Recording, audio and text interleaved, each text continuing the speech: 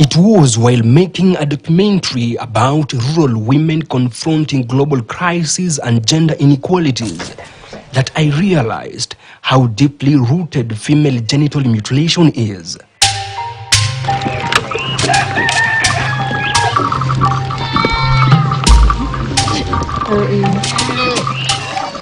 In most rural African communities, it is more than a ritual that leaves survivors with lifetime tormenting scars. Hiyo siku ikafika wakaendea huyo mama mwenye anafanyia watu ukeketaji, wakamlete nyumbani. Sasa hiyo siku jioni, kama kwa culture ya Samburu ni lazima unyolewe ndio sasa upate kufanyiwa FGM. Nikakaa jioni nikatolewa kwa nyumba nikaambiwa kuja uketi unyolewe. Nikanyolewa, sasa mimi sikuwa najua nini inaendelea. Baba yangu anasema hapana, wasijana naenda kuwa mirembo. Na katasa kabisa sisi shule yote. Anasema watoto nakuwa amelaya kama nasoma. Shauri baba yangu napatia mimi mosea kabisa. Hawa hataki mambo ya shule. I have friends and relatives who have gone through it, but they never talk about it. They shiver at the mention of the term FGM.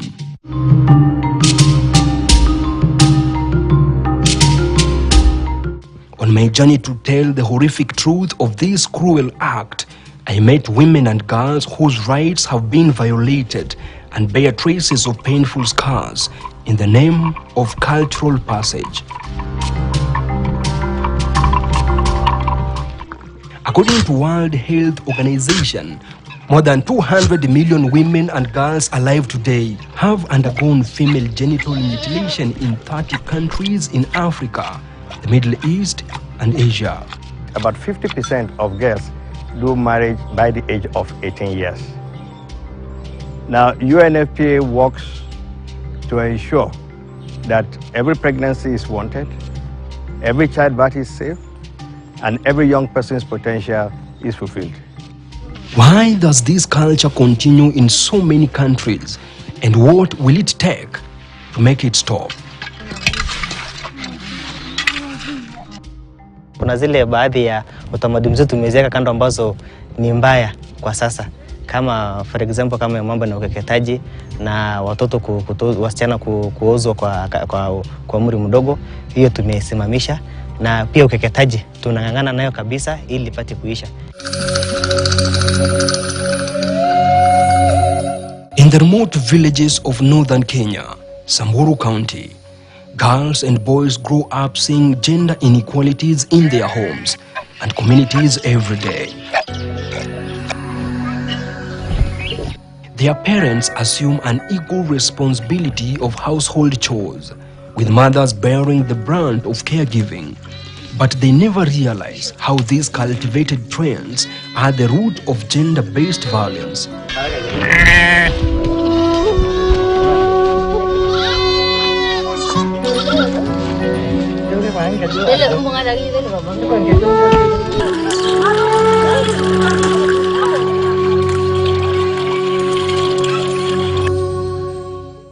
Hakuna mzee anasaidia mama kwa maji hata. Ni sisi ndio tunangangana na watoto. Na maji na gasi yote ya nyumbani. Sasa mzee wa Samburu anakuja tu kukaa tu, ngoja tu chakula. Sasa ni sisi ndio tunafanya kazi. Ni wamama tu ndio wanafanya kazi, ndio watoto wakule chakula, ndio watoto apate maji. Ni sisi ndio tunangangana.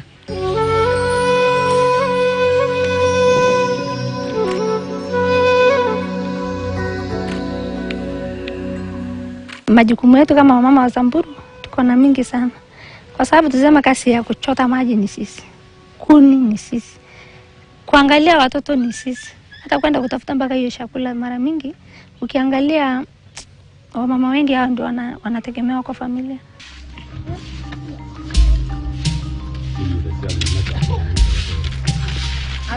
Most of them, it is a lifestyle, and being submissive is a call for all women in this land.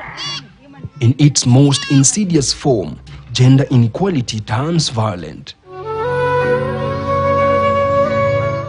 The northeastern region, which has the highest FGM at 94%. We have Wajir, Tana River, Garissa, and Mandera. Then we also have Samburu, Marsabit, Isiolo, Baringo, West Pokot, and obviously Kuria in Migori County. We have a very big problem there, especially the cross-border issue. And also Kajiado and Narok as some of the hotspot counties.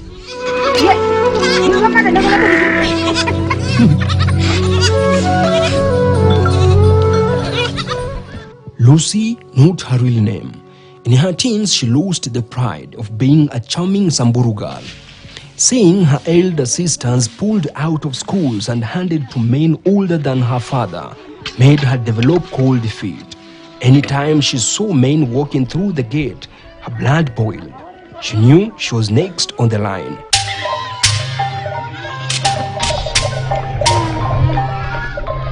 Kwa Samburu, mimi nilikuwa nashunga mbuzi na ng'ombe. So nikashunga. Alafu nikakaa basi. Sasa ukifikisha 9 years umekuwa mkubwa sana. Sasa mimi nikakaa. Wasia wakakuja. Wakakuwa basi tu story na babangu. Na wasia wengine ndo anakupeana alafu anamwambia baba. Alafu baba asipokubali anamwambia kama huwezi kubali tunamlaani huyo mtoto. Babangu akakubali. Sasa mimi nikaenda kushunga nikakuja jioni. Mungu akaniambia kuna wasee wamekuja hapa wameleta sukari. Sasa babako amesema utaenda kwa mzee. Sasa mama ana hata uwezo akisema kitu yetu ananyamaza. Akisema kitu atashapwa hapo. Sasa mimi nikashunga. Wakaleta sukari mara ya kwanza, wakarudi. Wakakuja na sukari na blanket na pesa. Sasa mimi nikashunga. Kesho nikaambia na mamangu jueni kesho kuna sherehe. Lucy saw this culture in play very often, and she remained alert for the last whistle.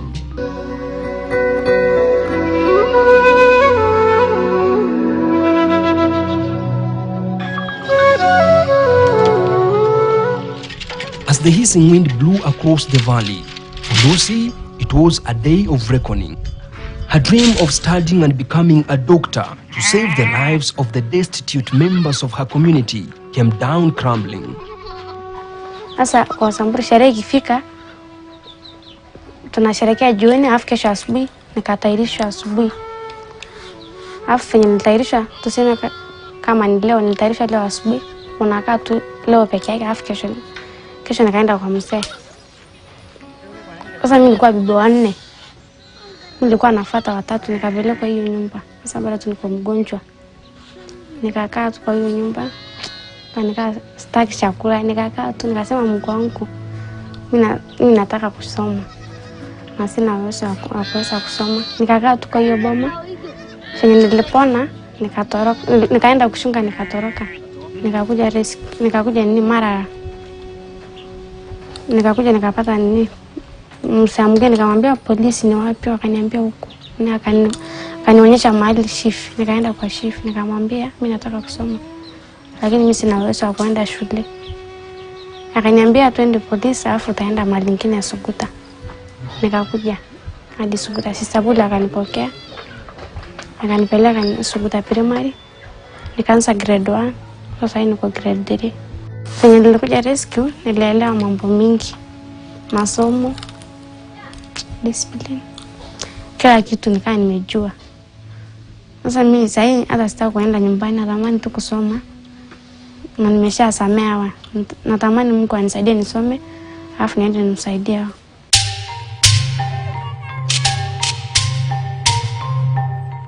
At 57 years, the act of equating Samburu girls to heads of animals remained fresh in Lesser Seat like yesterday. Iko wasengine iko shule. Nakuwa mwalimu. Anakuja mboma baba yangu. Namwambia lete hii watoto. Apeleka shule. Baba yangu namwambia peleka hii wakijana wawili. Anasema leta hata wasijana. Baba yangu anasema bana, wasijana naenda kuwa mirembo. Na katasa kabisa sisi shule yote. Anasema watoto nakuwa amelaya kama anasoma. Hapana, hapana. Nakatasa kabisa.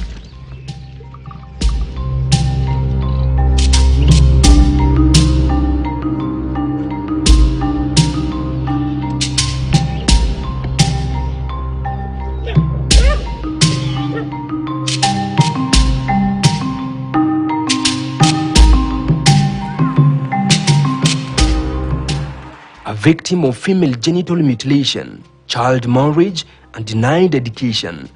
She says Samburu culture is a circus of oppression of women. Akati sisi nakuwa na kina mama. Anasema yuko ngine anaitwa Soni. Anakata msichana bali kidogo. Na samani nakata kubwa kabisa. Sisi namaliza. Mtu karibu na kubwa. Akati mawana zamani na kina mama. Akati sisi nini? Wasijana. Si demo mama moja nakata. Anakuja tu na uli. Nyinyi wa uli.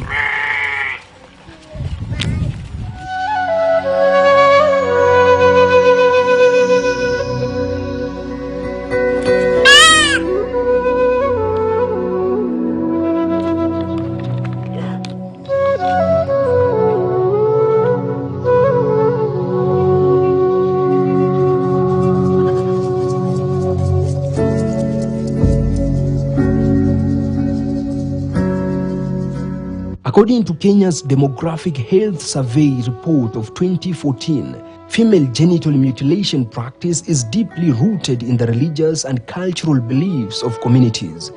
And the prevalence is still high. Among the Somalis, it stands at 94%, Samburu 86%, Kisii 84%, while Masai at 78%.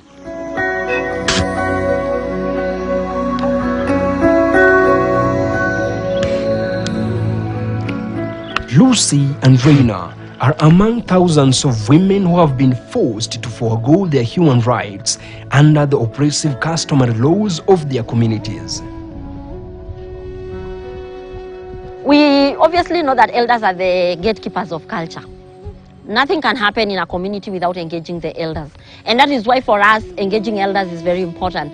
You know of the 2021 Kisima Declaration that was done by the Samburu elders, where they signed a declaration in the presence of the former president to say that they will end FGM and child marriage among the Samburu. And the elders still hold on to that. And we are now working together with elders, but also younger boys to socialize them. And also young people. We have launched the Youth Anti-FGM Network Kenya chapter in Samburu County so that the young people in the universities can also be engaged. At the moment, we have even started working with Men and FGM and UNICEF and other stakeholders to make sure that we engage the university students who are the fathers of tomorrow and the husbands of tomorrow.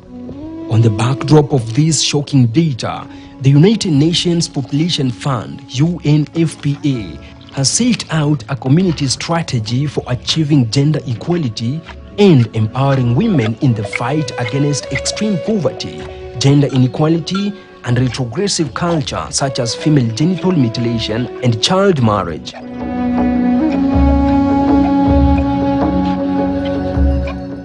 If you look at the statistics, it shows that in terms of FGM, we have about 86% prevalence in this county. And in terms of early marriage, about 50% of girls do marriage by the age of 18 years. I'm very happy to report that we are seeing a lot of girls in school. Like this school we are in today, we have more girls than boys. And that means that we are going very soon to be at par. But I'm also worried about the boy child. We need really to put a lot of work. Yesterday we were in Suguta and we saw the work that is going on at Suguta Rescue Center, where the sisters have now brought the boys on board to protect their own sisters from FGM and child marriage. Through training and community sensitization about gender equality issues, rural women are becoming empowered to the full realization of their rights and the right to participate in decision-making at all levels of governance. And the main aim of the program or the project was actually to empower women in the pastoral areas by giving them a source of income, As we all know, women in the pastoral counties The only thing they know and the only thing they do is beadwork. Hii kikundi yetu tumeregister 2015, tulikuwa members 30 na so far sasa tuko 104. Kenye ilitufanya tukuje pamoja, unajua vile tulianza kuja kushona shanga, kila mtu alijileta. So tukaona ndio tupate kusaidika ama kujisaidia, lazima tukae pamoja, ndio maana tukaonelea tu form a group. Samburu alone, we actually have 15 cooperatives per ward. What the county decided, because we partner with county governments, they registered, every ward has its own cooperatives. Of course, they have the small self-help group, but now they actually have the umbrella cooperative that is under, according to the ward. So we have 15 cooperatives in Samburu County. On the backdrop of these milestones, the United Nations Population Fund notes that over 4 million girls are at risk of undergoing female genital mutilation annually, mostly those from pastoral communities in Kenya. The Samburu ethnic tribe stands at 86% of female genital mutilation prevalence, while drought and famine are threatening to push women and girls to the edge of gender-based violence.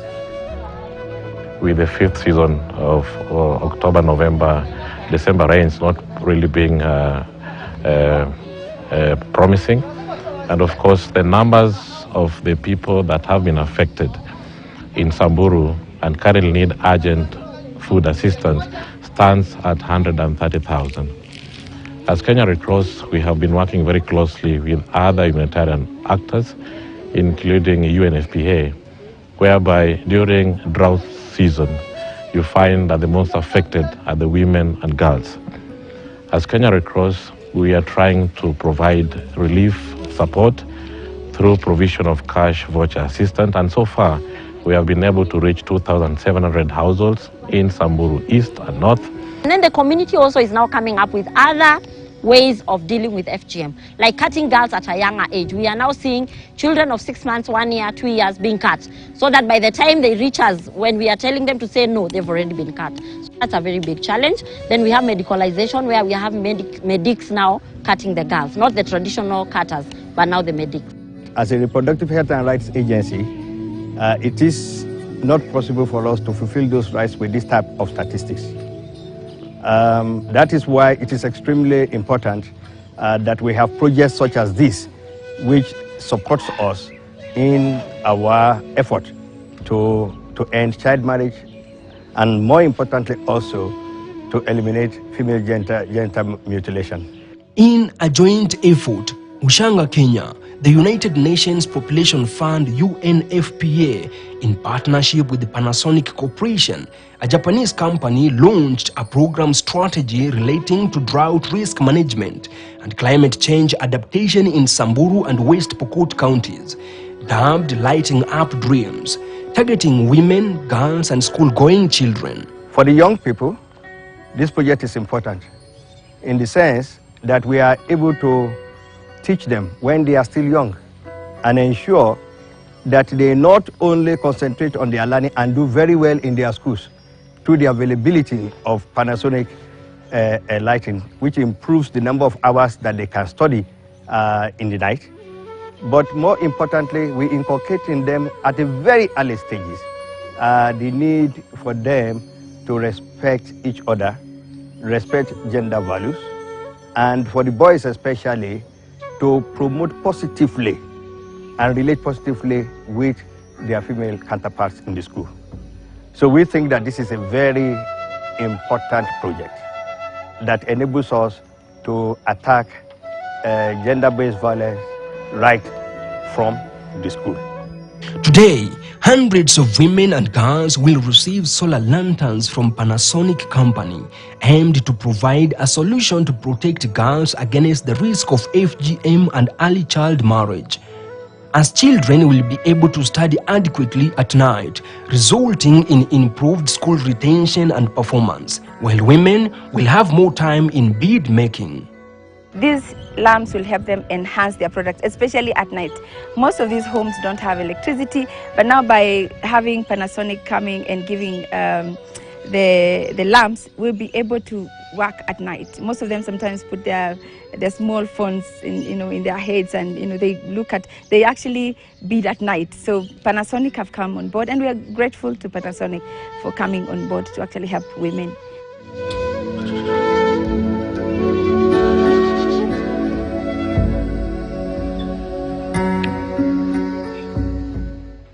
As the saying goes, a stitch at a time saves 9.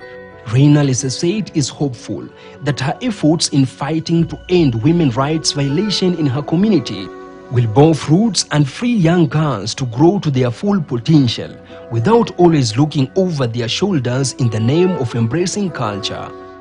Sisi tumeona hakuna pahali nasaidia na hakuna pahali mbaya. Shauri wasi anasema hii mbaya kama wanapata wasichana mbaya. Sisi tumeona shauri wakati sisi naenda kanisa naona hakuna kitu mbaya kama tunasikiza mambo ya Mungu. Shauri Mungu umeunda mtu na hakuna pahali anasema kata. Hiyo sisi nasema mimi nimeingia kanisa, mimi sitaki. Naenda Mungu na nalisha mimi. Shauri sisi nasomea Bible hakuna pahali anasema kata mtu. Kanisa anasema wacha, sisi na wacha. The extreme conditions of poverty in rural Kenya remains the trigger factor for gender-based violence. Naona hii nyumba.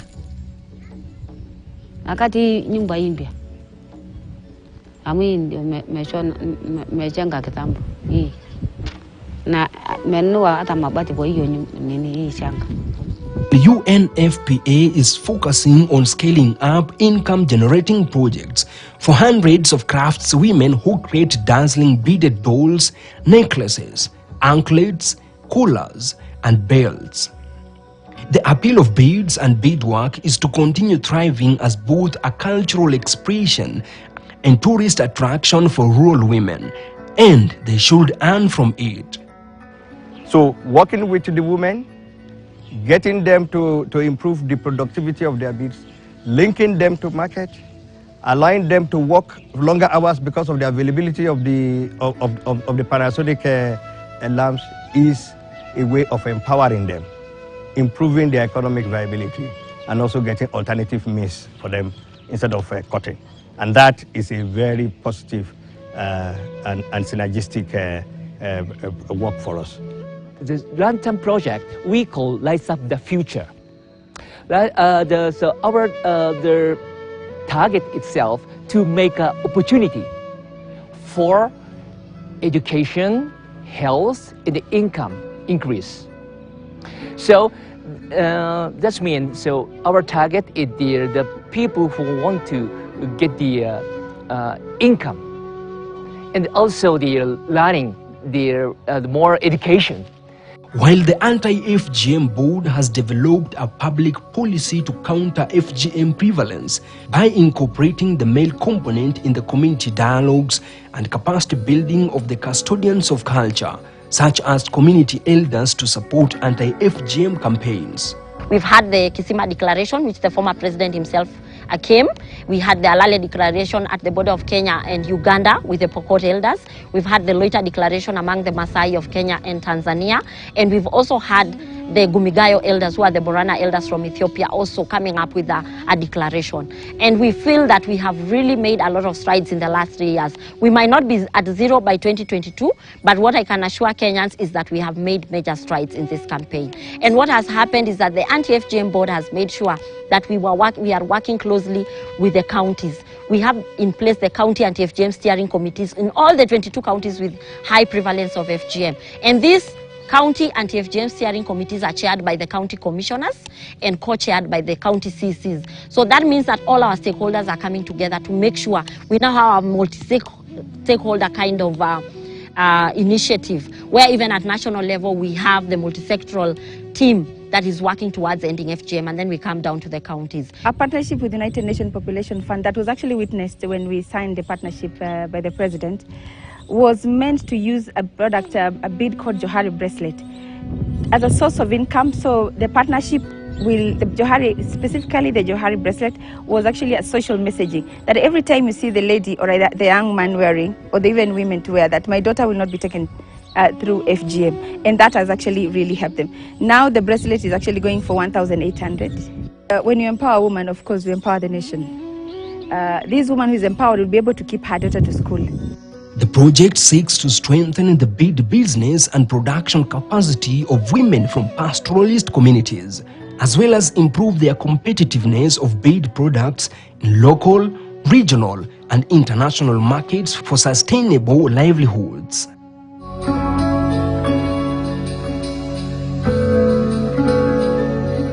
Rejection we face from our own society for giving more value to education than their cultural practices. Mary Immaculate Rescue Center, our home of refuge and consolation. We, yes, survivors of child marriage and FGM. Education, our main focus in life. Little knowledge is dangerous. We want to transform our society. Some culture has been passed by time. Let the girl child get education. We are girls of vision. Support success as our dreams. We, yes, survivors of child marriage and FGM. The war on ending FGM will only succeed by building resilient societies through reducing inequalities in communities, strengthening economies for women, incorporating boys and men in gender dialogues, as well as ensuring girls and boys thrive in their learning and find pathways to meaningful employment. For KTN News, I'm Levis Msumba.